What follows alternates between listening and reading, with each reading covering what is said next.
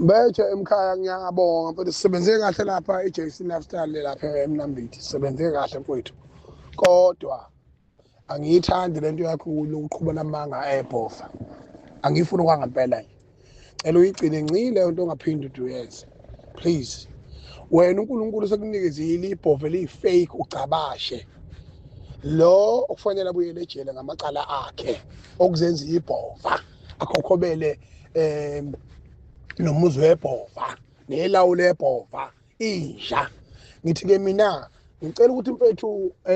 lobu umsizo obenzayo bokuthi uthathe lengoma uyidlale letha amahostela idlaleke impela usuyidlaleleke emphakathini kumphakathi siyakwamukela siwumphakathi siyakwamukela njengamanje yenza imangaliso ke mfethu ke ukhombisa ukuba insizwa ukhombisa ukuthi ukhuliswe kwelakithi mfethu phuthuma estudio njengamanje ufike uyirekhode uyishaye ibe yithi kube yakho nje le ngoma inje iphuma iphele nje kule ngoma lena uyabona ngoba vele ikhonzele nokubalisa lesi sibhucu sibalisa njalo lesi sibhucu siya complaina siyabophana